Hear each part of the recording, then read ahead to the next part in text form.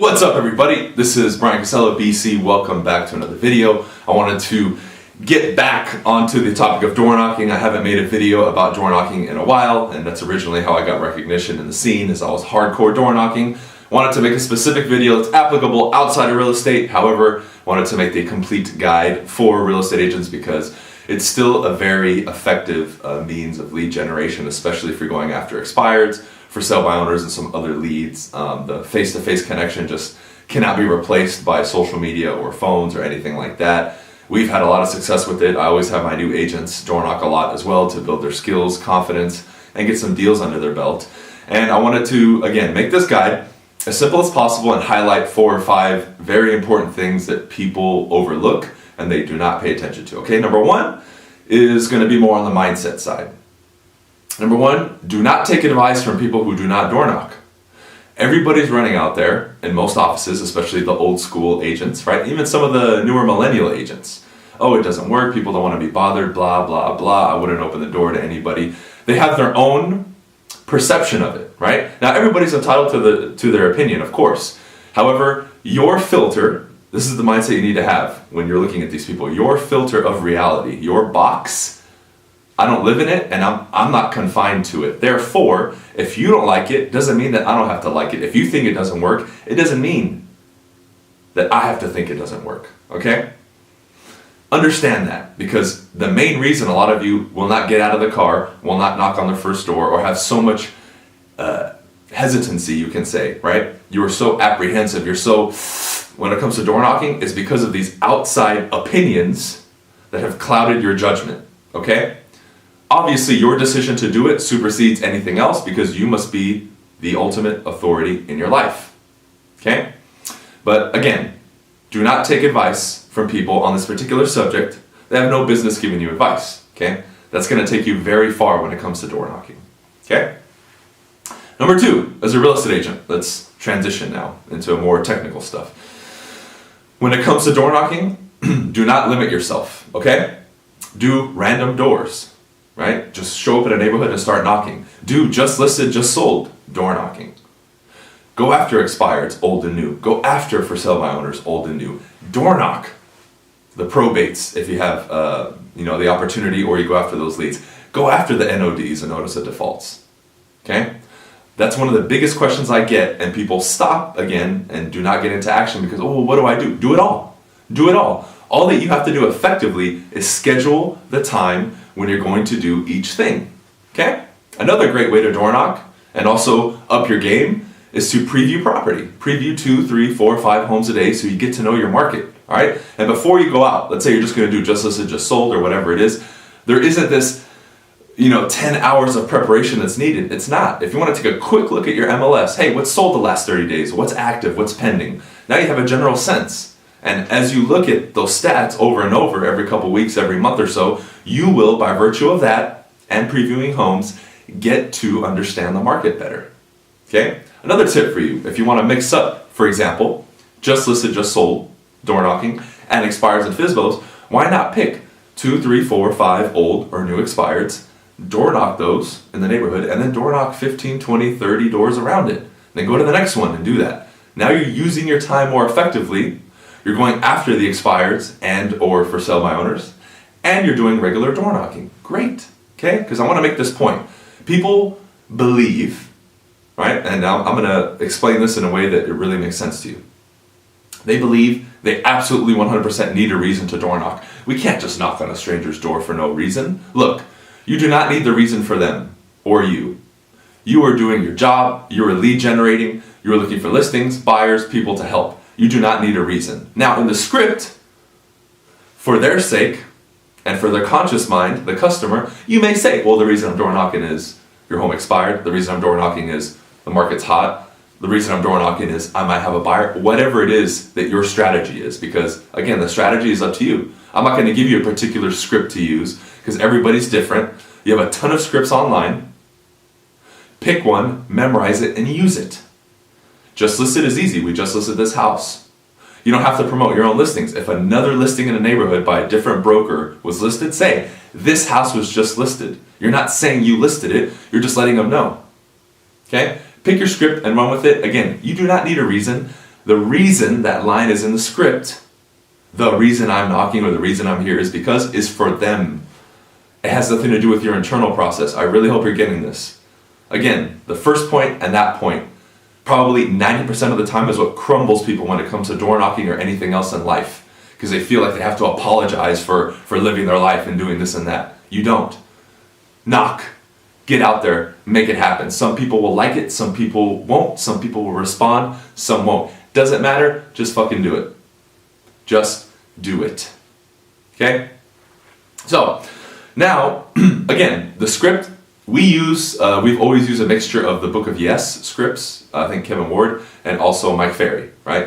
I memorized both sets of scripts. We pretty much still base all our scripts off that. I've made my own personal tweaks because I've mastered the scripts and I don't really have to just follow them 100%. However, the questions from the script are still there. We still ask them because they're there for a reason. They're effective for a reason. It gives you that confidence. Once you memorize the script, which is another teaching, hint, hint for this video, know what you're going to say, right? Now, you still have to go through the process of knocking and not knowing exactly what to say and going through that whole phase where you're not sure and you're nervous. We all do, and you have to embrace that. But when you have a set of questions to follow and you have a guideline, it's easier for you to control the conversation and keep it effective. You don't want to just sit at every door and talk to people for 30 minutes who aren't interested. You want to be in and out, okay? Keep it that simple, all right? So as far as the scripts, again, you can Google a ton. The only piece of advice I'm going to give you when it comes to scripts is make sure that you use scripts that are effective. There's a lot of scripts out there that ask too much permission, and it almost seems like, and you'll get this feeling, that when you're reading it, it feels like, again, you're apologizing for being there and you're hoping you don't offend them. You cannot come from that frame. You will have people step all over you, beat you up, chew you up, and spit you out, okay? Again, do not come from the apologetic frame. You're doing your job. You are a force to be reckoned with. You are a, obviously, dedicated real estate agent who wants to help. Why, again, do we have to apologize? So if your words and everything comes off apologetic, people will not respond to you. That's a big lesson in sales. Do not apologize. Be confident, put yourself out there. If people say no, cool. On to the next, on to the next, on to the next. It's really that simple, okay? Next teaching, how and when to door knock, okay? There is no best time to door knock. I'll repeat that. There is no best time to door knock. People argue, oh, well, the evening, people are home, this and that. Look, I've door knocked at all times during the day, weekdays, weekends. It always averages out to pretty much the same thing. The most important factor is whatever time you choose, whether it's 8 in the morning, at 6 at night, whatever it is, you do it consistently every single day that you schedule it. Now, if you're not out there door knocking, I would say at least 4 or 5 days a week, minimum 2 hours, you will never build enough momentum. Okay, calling and door knocking have to be done consistently and for a good amount of time. If you go out and knock 5 or 10 doors every day, it's not going to do anything for you. I recommend you do at least 100, especially if we're talking just listed, just sold. In most neighborhoods in America, 2, maybe 2.5 hours, you can do that. Unless you're in a luxury area or the properties are huge, then that's a little bit different. Then you have to plan accordingly to make the best use of your time. Okay? I recommend doing 100 doors. A lot of people will say it's hardcore. I don't think it is. I think if you roll your sleeves up and you get in the flow, the time will go by very quickly. Take breaks every 45, 50 minutes or so for 5 or 10 minutes. Take your water, sit in the shade if you have to, take a breather, and then keep going, keep going, keep going. So again, I'm gonna recommend you do at least 4 days, at least 2 hours. And if in 2 hours you do 70, 80 doors, cool. Commit to that.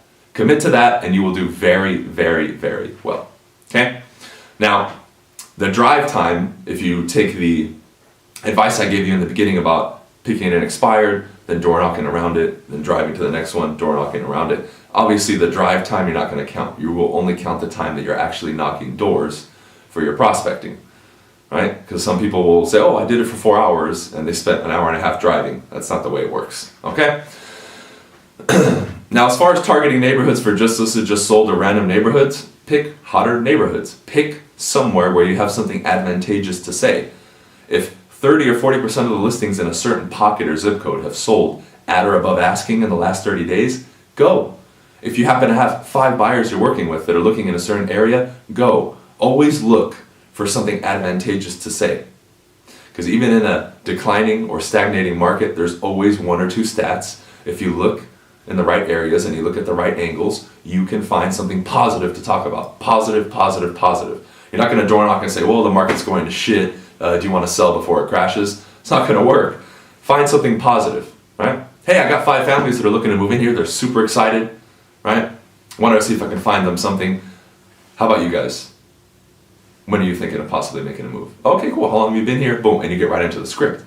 But again, positive. Enthusiasm, which is the next point. You have to be psyched, hyped up about door knocking. Now, I'm not saying you be crazy, like, but be excited, man. You're out there, dude. If somebody says, yes, you can make thousands of dollars, isn't that in itself exciting?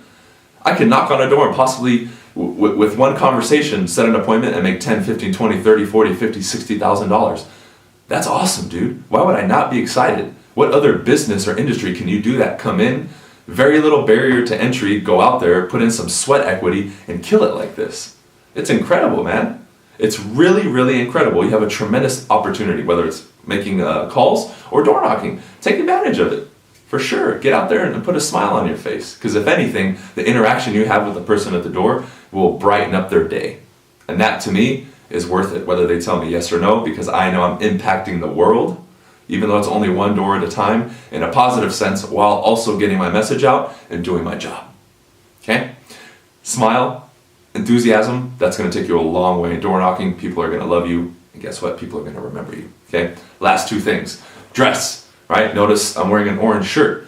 Do not dress like someone else that door knocks, for example, religious people, because then you will be put into that box. People's perception of you, they'll make a judgment call immediately. If I wear this, they're going to be like, who's that guy?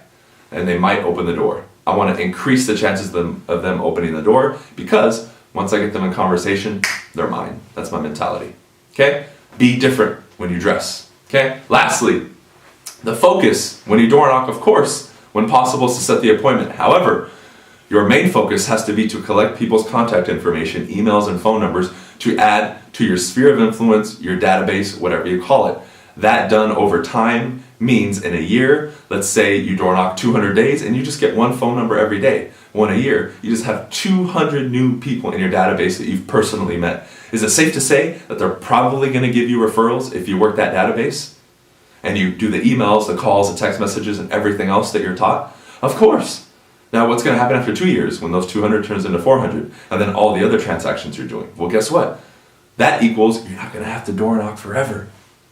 So commit to doing this for 2 or 3 years and watch how not only your life will change, but your business will change. Okay? Focus on getting people's contact information, especially the good conversations. If you're talking to 20 or 30 people every day, you can get 1 phone number for sure. Okay? Now lastly, the skills, confidence, and personal development that this will contribute to your life is unmatched by anything else. I compare this to cold approach and pickup and social dynamics, going out and talking to strangers. Man, it builds some fortitude, it builds some balls. It makes you hard as fucking steel. If you can deal with rejection on that level over and over and over, the skills and the lessons that you learn from it are invaluable. Believe me, I've gone through it. And I'm seeing the changes. If you're following my channel, you've seen Kevin, who's only been with me 7, 8 months or something like that. You've seen the changes in the kid.